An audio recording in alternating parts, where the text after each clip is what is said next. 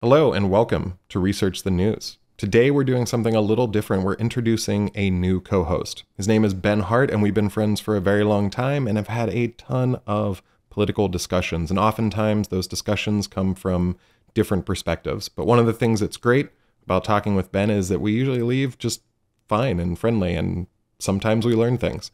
So we decided, hey, you know what? Let's start doing this on a regular basis. And so now I'm going to introduce you to my co-host, Ben Hardt. Ben, how are you? Ray, doing well. How about you, man? Good, man. It's good to have you on the show. We've talked about this for a while. I'm glad to kick it off, and I think we have some pretty interesting conversations. Hopefully, other people think they're at least like 5% as interesting as we think they are ourselves. How many podcasts do you feel like that's a premise for? That they're like, oh, we're cool. Our conversations, we're going to change the world. We should do a podcast. I would say 99%. Yeah. I mean, basically, yeah. I saw a meme yesterday that was talking about that, and it was like, hey, how about those checkout clerks? That's always tough to go through. And people are like, yeah, man, that's really tough. And then people expect to get 1 million views. And that is us, basically, I would say the difference, knock on wood, and maybe everybody else says this too. I feel like most of those podcasts are all the same sort of echo chamber people, whereas to what you were saying at the beginning in your intro there, like we agree probably maybe 50% of the time and disagree 50% of the time. Yeah. Coming from different angles. But yeah, I've still been friends for almost 20 years now, so yeah, man, don't say that out crazy loud. To think about. That's embarrassing. I mean, will since say we this. were like in kindergarten. So, Of course. I will say though, and this is something that Ben and I will do all the time. I'll say I agree with you, but I would say I would change it a little bit. I would say that the end goals we're trying to get to, we probably agree with 80 or 90% of the time. The ways of getting there, it might be 20 or 30. So I think to me, and those scales are slidable, but I think generally our end results are the same. I would say that's true. There's probably some big things that we disagree on, which we may always or may not always disagree on, which I think are also big political things that people in general disagree on, but that's what's cool about our friendship. And I would say also the thing that is cool is I think that we've both come away learning information that we didn't know, sort of in whatever sides, news sources that we usually read. Like there's things that you've brought to the table. I was like, oh, I should consider that, and I haven't thought about that before. And I think hopefully the same for you on the other, on your side too. So, well, I think both that and also I think I've told you this before. Well, actually, I'll say this. One time, Ben and I were talking, and I think this is the sign of true friendship and true discourse. Ben called me a steamroller one time when we were talking about politics. And, for like 2 seconds, I thought, what? And then I thought, oh yeah, he's right. And then I actually now, I'm not perfect. I'm trying to get better, but it's something that stuck with me. So it wasn't said out of anger. It was just actually a comment that was pretty direct and straightforward. And I've always tried to consider myself someone who can hear other opinions. And I was like, wow, maybe I'm not. So I think both learning new things from your perspective and also too, I think it's good to have someone who can call you out when you're being a little ridiculous. So now the love fest is over. I mean, we can go ahead and start talking about some issues here, but do you want to give a little background on yourself and what kind of political background or thought background you come from? You can start as young or as old as you want in your history. Yeah. And quick note, I'm in Brooklyn, New York. You will hear sirens and stuff going on in the background, which may tip off some of my political leanings too, right? It was funny. I'll tell you after this, it's a really funny, we were having ridiculous conversations with people in the bar last night of strangers. I was sort of with a crew that will just go up to anybody and ask them anything. And we were like, I think we're only getting honest answers because we're in Brooklyn, New York. Anywhere else we would get punched in the face. Yeah. So I'll tell you that after this, but because it's a really ridiculous set of questions. But are you cool with how we met? I mean, I think that's an interesting story, right? Although that makes it sound like it's kind of creepy. So but it's not. It's not. So go ahead. No, talk about how we met, Ben. Well, we met at a really interesting sort of new church. It was called a church plant at the time, which is kind of the thing. that I think, so one, if I may say, one key difference that Ray and I are at this point, like Ray, you're still involved in your faith, and I've sort of walked away from it in a sense. And so that's definitely sometimes a point of difference between us, but like in very respectful ways, right? Yep. But we both met at this sort of new church, which I think if there is a Christian church, if there is a model for what it is supposed to look like, it met in the cafeteria of a Goodwill building. There was no actual building. We had lunch after the service every Sunday, and everybody came. Folks who were who like lived on the street, folks who were in wealthier areas, folks who were tattooed from top to bottom, folks who dressed nice for church on Sunday. It was a really cool melting pot, and I think a very unique thing that only lasted really in that way for a couple of years. But anyway, it was a lot of interesting people, and Ray and I became friends out of that, and both growing up around Pittsburgh, Pennsylvania. My parents, just to give that little like more background, dad voted Republican, mom voted Democrat. And so I had this interesting mix of political views in my household. Did they ever just not go to vote since they were going to cancel each other out? Because that would save some time. No, they were both stubborn enough that I felt like they thought that their one vote was going to cancel the other one's out. Fair enough. Yeah. They're like, no, I better do it, or else he's going to get it, or she's going to get it. But I will say my respect for them is they both were thoughtful about it. They weren't just, I think that there's some amount of like, mom was a school teacher, and so she was in school teachers union, and there was that aspect of it. And dad's was a small business owner, and there's that, there's sort of this stereotypical leanings there. But I mean, that is also a fairly conservative leaning area of Pennsylvania. It actually was right near where the Trump assassination attempt happened, which is kind of counterintuitive to being a conservative area. But yes, it is generally a very conservative area. And it is. We had a good discussion on why we thought, why security was potentially the way it was, et cetera, because that area, I was just going to say, case in point, I had extended family at the rally at the time. Like I knew about it before it hit the news because they were texting and calling, which was really crazy. We could get to that, or we could get that on another episode or something. But yeah, grew up in that my farm is a 100-acre farm in the middle of Western Pennsylvania. Kids had like rebel flags flying from their trucks on the way to high school. I was like, we're in Pennsylvania, we're in the north, Pennsylvania, right? As Shane Gillis has brought to light. And so I did that, and now I lived in Nashville for a number of years, so that was sort of the blue dot in the red state, but it is really pretty purple at this point. A lot of people moved there out after COVID that were more conservative, out of California, New York, et cetera. So I've always had this melting pot of political, well, yes and no. I mean, it's been mostly white, let's be honest, right? But like, and maybe more lower middle to middle class, but like my exposure has been a little bit more of a melting pot of politics, as opposed to like, I grew up here and this is what my parents believed and this is what I believe, So, and we're both world travelers, so I think that plays into our sometimes political, bigger picture stuff. I've thought, we just spent a week in Ireland together, arguing like an old couple in the car.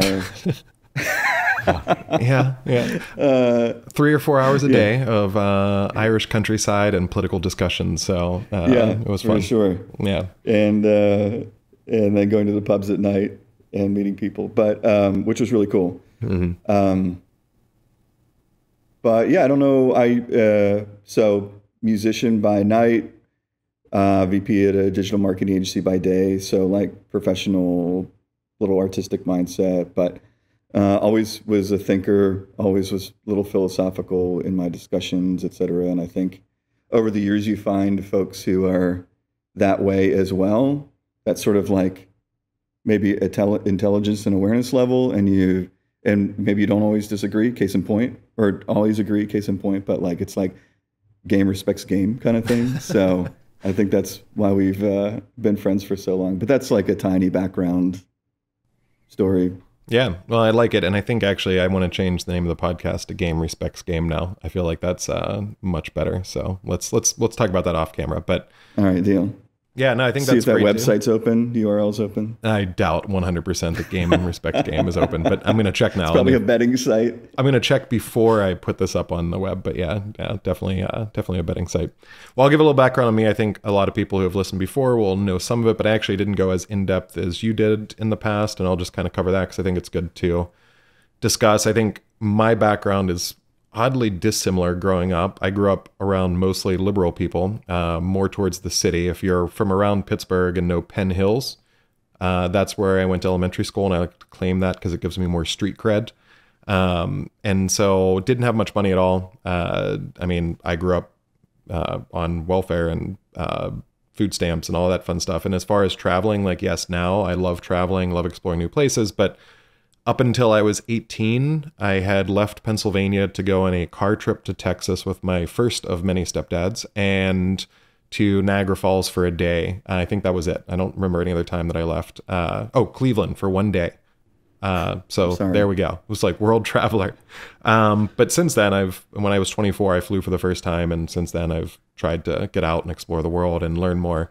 So we have a little bit of dissimilarity there. I did not grow up in the church where I think Ben, having your dad around, I don't want to speak for you, but I think you kind of grew up in a church. No, he wasn't religious. He was actually not. Yeah. See, I made assumptions. This is a great way to talk about assumptions because, right? Yeah. Your mom, because he was Republican. You thought he took us exactly to church. why I thought that. Yeah. That's interesting. Yeah. No, my mom, I mean, I'll just briefly, we didn't really grow up religious. My mom took us to church because she thought it would be sort of a good social support structure, which I think a lot of people do. And you're in your intro, so I won't go too far into that, but and then I sort of did it on my own, actually. Yeah. Like I would drive myself to church when I was 17. That's interesting. So I started a little bit later than you. I was 23, 24 when I started going to church.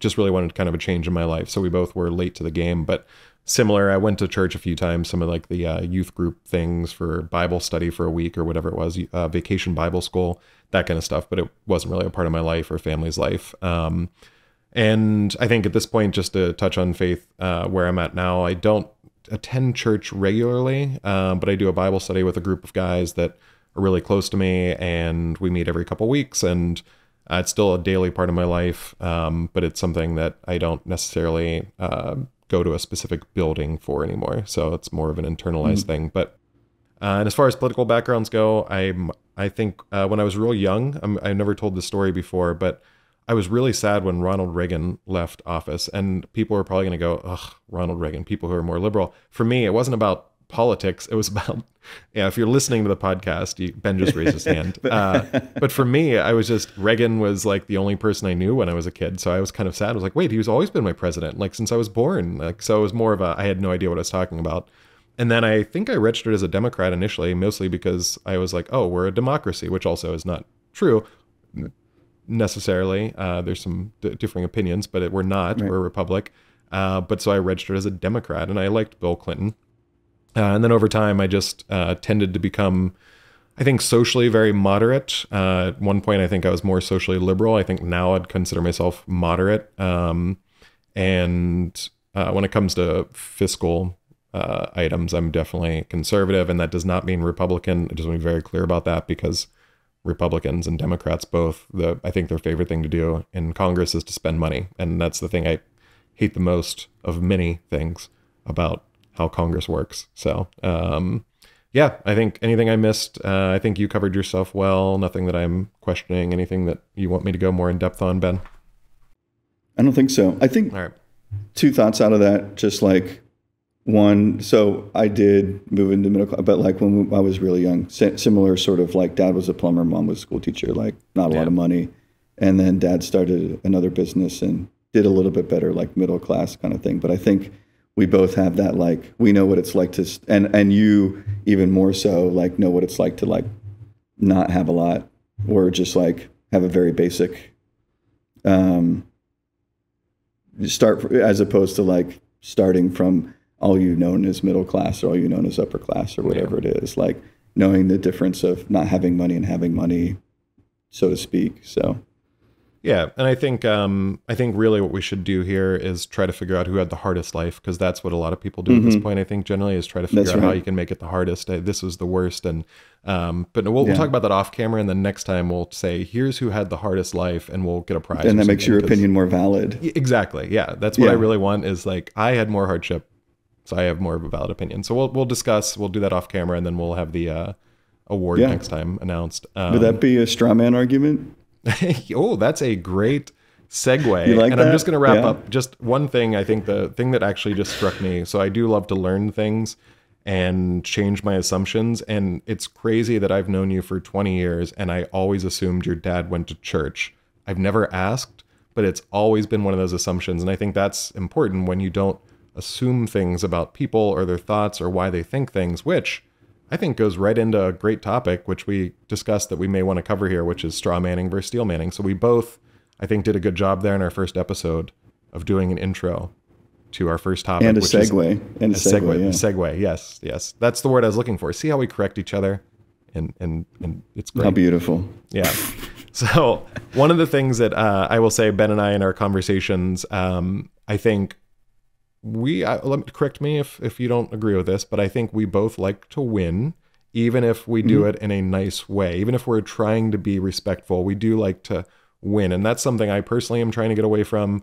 And I think what I did a lot of when I was younger, and I think I have actually got better at this, and it actually really bothers me when people do it to me, is the whole straw manning versus steel manning. Ben, do you want to take a crack at explaining it, or do you want me to go through my little example? Go for it, Ray. I mean, I can do straw man. You set up the argument in order to knock it down. That would be mine. Steel man is you set up the argument as in you believe it and you're trying to steel man, make it a strong argument. Yeah, that I'm not even going to recover. I'm not going to change that. I'm just going to say I'm going to agree with that. I think those are good definitions. For me, like an example would be if we're talking about improving public transportation to reduce traffic, a straw man response would be, you just want to waste money on unnecessary infrastructure when we could use that for education. It's like, well, wait, you're ascribing a lot of things to that person and trying to find ways around what they're actually talking about. Whereas when you're doing a steel man argument, it's like, we should improve transportation to reduce traffic. It's like, all right, improving public transportation can reduce congestion, can lower pollution, provides more equitable access, all of these things, but we need to consider how to manage the funding and ensure improvements meet the community needs. And the thing that comes back to me, one of the things Ben and I talked about, one of my personal intellectual idols is a guy named Thomas Sowell. And he always talks about how there's no solutions, only compromises when it comes to politics. And that's something that stuck with me. And I think the idea here is instead of just saying you're wrong, it's like, oh no, I can understand where you're coming from. But there's some compromises that have to be made if you're going to, implement your idea. And that's what I'm concerned about here is figuring out if we do improve public transportation and spend that money, yes, it could be good, but what negative effects does it have? And let's talk about those things. So, I think that's one of the things that I think is lacking in political discussions at this point. Cool. All right. So Ben, do you want to solve this problem for the world now? Do you want to talk about how people can get over straw manning or steel manning? What's your take on this? Yeah, I want to, so I'm going to be direct and say, I feel like I want to pick up the tempo a little bit here too, of like, I guess at the end of the day, it's always been a thing, but I think even more so, the problem now is that like a lot of either mainstream media or even like Rogan might even be considered mainstream media at this point is like, they're doing that as a common tactic in order. I'm working on this theory of like how people correlate and the levels of correlation and research that people do of like, it's sort of, it's like how people are attributing, and this goes back a long time, right? It's like how people attribute the economy with the president who's in office at that time. Yeah. Like if you know anything about economics, you know that the president in those 4 years doesn't have a ton to do with like what the stock market does unless they're doing something really out of control or rash. But by and large, most people are going to be like, well, when so-and-so was in office, the stock market was up. Actually, the stock market's at an all-time high. Biden's at the office. But, there's not a lot of people crediting Biden with that. Whereas like when Trump was in office, oh, the stock market's at an all-time high. Trump's in office, I love my president. There's that to me is become more and more of a common thread is like, and I can do that for the opposite side of like, or the opposite side would be Bidenomics of like, oh, Biden's in office and inflation's up, it's Biden's fault, that kind of thing. So, and there are a little bit of factors in that, but long story short, I think that everything has been reduced down to this oversimplified argument by the mainstream media in order to just like smash as much into that segment and get a soundbite out of it. That's the quickest and cheapest way to get a soundbite. And so like, it just pisses me off. Yeah. But I think it's a symptom of the fact that like we're so inundated with media that no one wants to sit and think about it. They're just like, I want to scroll to the next thing that's entertaining and send a meme to my friend, which we do, right? But in the meantime, I want something that's also going to like give me some sort of chemical response and like get me a little amped up. And then, so that's my take on the rhetoric aspect of it. But I was also thinking of the tempo thing because I was like, man, people might get bored by us talking about like again, Ben, let's go back to the initial idea. This is every podcast at this point is a little bit narcissistic. It's like, all right, everyone's going to want to hear our thoughts. So I think we should just ramble for an hour or two like we do in the car. Okay. No, I agree. But I think there's a couple things there. And I think this is something we should cover in a future episode, some of those root causes, because I think I agree with you. And I would say like even going back, covering some of the points you brought up, when it comes to the presidents, every president wants to talk about how it's the previous president's fault and they're taking credit for it. So even something like Bidenomics, it was Biden trying to take credit for the stock market, and people were like, whoa, what about inflation? It kind of backfired a little bit, but it's the same thing happens all the time. And I think the problem for me, there's a few ways this goes back. I think you're dead on with media finding sound bites. I think that's why Trump got into office the first time, because people were like, wow, like media was like, number one, I think he's going to lose to Hillary. And number two, it's great for ratings. So we get to get ratings for a while. We get to have someone that's going to lose to Hillary. And, well, obviously he didn't lose, but the ratings were up. And it was that kind of love-hate relationship where, we're not worried about what's actually good for the future of the country. We're worried about what's good for ratings and our pockets. I also think one of my issues, and I'm not sure if you'd agree with this one or not, is the fact that colleges at this point, and this is going for both conservative, Christian-based colleges and more liberal, progressive colleges, which I would say there's, to me, more of the latter, but we're not really teaching how to think, we're teaching what to think. And so I think people who maybe naturally aren't as intelligent tend to just kind of follow whatever their preferred candidate or candidates or preferred celebrity says.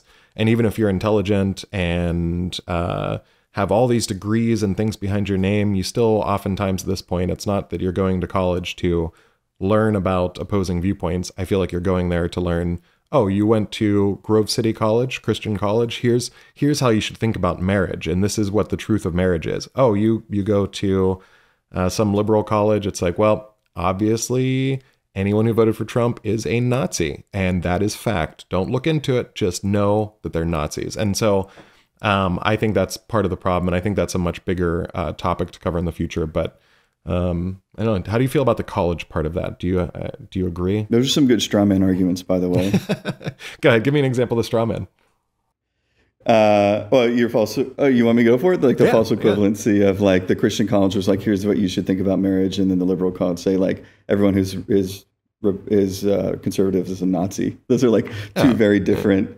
Yeah, I mean, they're different layers, but yeah, I mean, I think they're both, I mean, to me, the point wasn't these things are equal on a footing. It's just these are what people are learning in those places. So yeah, here's how I would make it an equivalent of like the conservative colleges saying the liberals are trying to destroy this country, and the conservative colleges are saying, like the liberals colleges are saying the conservatives are destroying the country, and the conservative colleges are saying the liberals are destroying the country. Yeah, that's perfectly equal. Good job. I like the equality. I try. Yeah, it's great. That's why I'm about equality, because I'm a little more liberal than you. No, I'm just Oh kidding. my goodness. We make some of those comments. This is why we argue. Yeah, this is why we argue. So yeah, I don't, it's the tribalism. So I think the bigger conversation, and I've had conversations, it's kind of why I do like New York, because I was almost thinking about a segment for this of like conversations I've had this week, because I've had these types of conversations with different people in the back patio of a bar or whatever.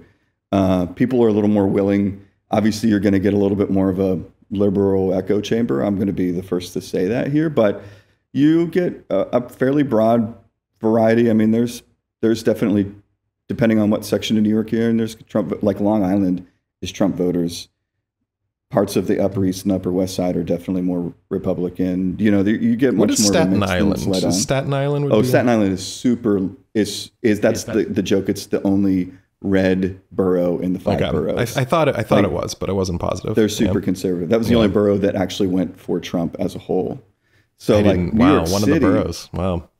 Yeah. So New York City in and of itself is like actually very much of a mix, despite a straw man from, I would say, the conservative media side of like, the liberal New York City, da da da da. There's definitely elements of that, but so the case in point is having those types of conversations, and the bigger picture was like, so here's my theory on it, is that we're getting inundated with so many news sources, so much information, so much entertainment, so much social media, whatever it is, that we're now almost resorting back to this very base level tribalistic, like, I need to know who's with me and who's against me.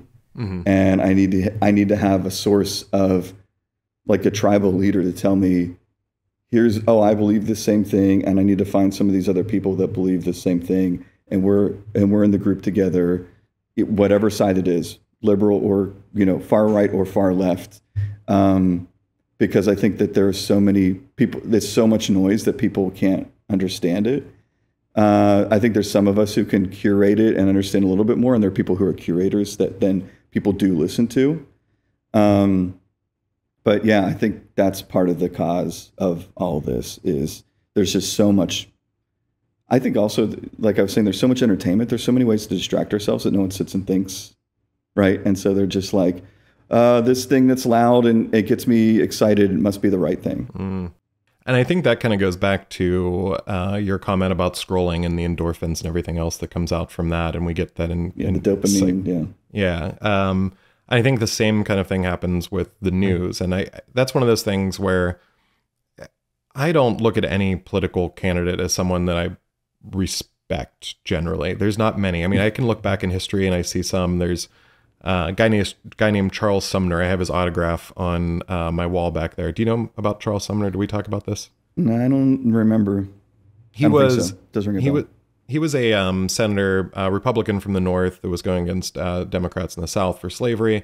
Basically was one of the first people to speak out about slavery on a broad scale in Congress, and got beat with a cane almost to death on the floor of Congress.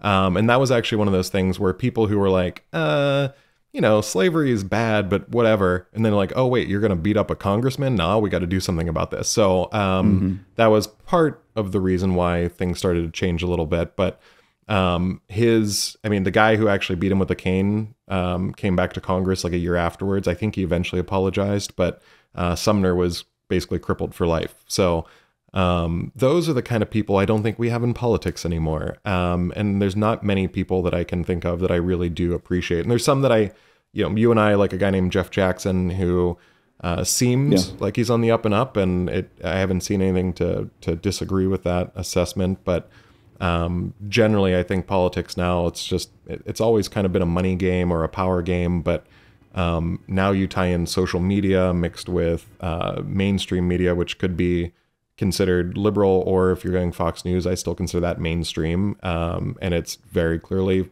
conservatively biased. And so you don't really get an accurate representation of the policies and why people believe what they do. And I think that's the thing when we come to our goals here in the podcast. We go on forever talking about our backgrounds and individual issues, but we want to take big issues, have on guests that maybe disagree with both of us or maybe agree with one of us, and just have open discussions and really get down to the truth. Which, segue for the truth, I did look up Pew Research's party affiliation among adults in the New York City metro area, since you brought that up. 56% are Democrat or lean Democrat, 18% say they have no lean, and 26% are Republican or lean Republican. So there we got some numbers behind what we talked about. Interesting. Okay. Pew Research. So good. It was actually, I think it's always good to kind of go back to some of the numbers, but that's where we're at in New York. But that's actually a little bit higher than I thought for Republicans. So yeah, I think that was going to be my commentary. Like, I didn't think it was a 50-50, but I think that it gets portrayed as like 98% Democrat. Yeah. You know, where it is a much more of a mix. I wonder how many of those people in that middle, like the sort of didn't tell you which one, were afraid to tell you that they might be more right-leaning, you know? That's like, true. I'm surprised that I hear you, but also 18% of people saying they don't have a leaning. I actually thought that might be higher, because I think generally in the population, there are a lot of people who just don't care, which I don't understand, but I think it's higher than we expected. And I would say if we're looking at a district that's 98% Democrat, would look whatever AOC's is, right? I feel like whatever district she's in, that's got to be 98%. But the good straw man there. I don't think so. Okay, for future podcast, if you don't agree with something, we just got to make sure we don't call everything straw man. All right. Yeah. Well, that's only because it's a straw man argument. If I'm saying no, I disagree. But if you're making an assumption if you're setting up an argument about something, that's a straw man argument, man. All right. Well. Okay. If you would have said, I think that most of I wonder if, anyway, it doesn't matter. I wonder if most of AOC's district. Yeah, I guess the wonder we should look that up. Yeah, we should look that up. I'm not going to do that right now, but I think that's something that, and I think generally with this first episode, really wanted to just kind of introduce Ben and talk about some of your background, my background, but we do want to make sure that as we go forward, we're really talking about issues. We've done episodes on a lot of controversial topics, and one of the things I've loved so far is that even guests that I disagreed with totally, I still consider them friends, and I've actually made new friends with people who I disagree with. We've had on guests that maybe people would assume that I wouldn't agree with, and we did an episode about prison reform. And I think oftentimes if you tend to be conservative in some areas, then people assume that, well, you just want more prisons and, you know, more people need to be locked up and, you know, that hammer of justice. And for me, I think there's a huge case to be made as to why we need to shrink the prison system. Not meaning let's release all the criminals, but I think there's better ways for rehabilitation. I think it has become an industrial complex, which just is a lot of money going to private organizations, and the more inmates they have, the more money they make. So there's all these things that I think are often misunderstood about both someone like myself who says they're fiscally conservative, someone like you who tends to have more liberal viewpoints generally than me. But why do we actually believe what we do? That's the important part, and that's what we want to focus on as we move through future episodes. So, Ben, what are you looking most forward to as we start this journey? That is a great question. I think highlighting when I was talking before about the level of like the level of, I'm trying to think of the best way to put this, like the level of information that most people use to form an opinion or an argument. I think that we research one or two levels down. Mm-hmm. And I think that's the most valuable thing that I would hope that we bring forward and people get out of this, because I think that's what we bring to the table to each other a lot of times. It's like it's a more thought out, more nuanced, more researched opinion on something that might be the mainstream, but it's like, because of that, I think it gives a better, and I think sometimes we come to the same conclusion where you wouldn't normally, like if you said it at like this higher level argument, you're not going to come to that. Whereas we go a few levels down and we say like, actually, here's some common bonds here. It's like a different approach, but also maybe here's the third way of figuring out a solution to this that no one's really coming up with. So to me, I think that would be the thing I would look forward to, is like how with our differing viewpoints, even though we're like two white guys from Pennsylvania, right? Like just to put that out there, I'm be straight. Two straight white guys from Pennsylvania. Yeah. Anyway, we still have a lot of differing opinions, but I think because we come from differing viewpoints and opinions that we end up sometimes finding a third solution that's beyond those other two solutions, or some sort of agreement that we're like, oh, well, this could actually work going forward. And so having that idea out there in the world, not that I think that we're like solving world peace or anything, but eventually, hopefully. Yeah, eventually. We'll get there. Yeah. We'll get there. But I think that aspect to me is what I'm most looking forward to, is like, yeah, bringing that stuff to the table, getting that sort of opinion out there that it doesn't seem to be out there as much. Yeah. I agree. And I think going to your comment about going 1 to 2 levels down, I think that's something generally the reason why I enjoy talking to you, even if we disagree, or there's times where you're kind of pushing back pretty hard on each other. I have zero interest in talking to anyone who has a Let's Go Brandon t-shirt or Trump for Prison t-shirt. Anytime I see something like that, or they're repeating any slogans, catchphrases, talking points they've heard in the media, generally I'm like, you know what, I don't care to talk to you whether I agree with whatever point you're making or I disagree, because I know that what I'm going to hear is the same thing I could get from Fox News or MSNBC, and I can watch those and hear what I'm supposed to think, but I love to hear why people think what they do and actually go 1 to 2 levels down. And so I actually agree with that. That's the reason why we talked about having you on as the co-host, because I feel like we can dig deeper. And, you know, the podcast is called Research the News, so we should probably research the things we see. So, generally, I think that's what we want to do as the podcast. As we move forward, we want to, like I said, have guests on that we may or may not agree with, but really dig down to why people believe what they do. We want to make sure that people listening, they join the discussion. If you disagree with something we say, feel free to reach out. We have the website, researchthenews.com. You can contact us there and you can tell us, hey, you know, Ben, Ray, I think you're crazy. And you know what? We might have you on the show. I'm actually working out an episode with someone who disagreed with something one of our past episodes and had some really good points. And I said, all right, well, how about being on the show? And they agreed. So that's something we'll have in a future episode. But we love it. So if you are someone who thinks critically and thinks differently than us, if you have any topics that you might like to discuss, reach out. Would be interested in hearing what you have to say, and potentially bring you on for a future episode. So for this episode, I know sometimes people say that maybe I ramble a little bit, and Ben, I don't know, maybe we both do. So I think that we should probably wrap up. I think this was a great introduction here, but is there anything you would like to say before we wrap up this week's episode?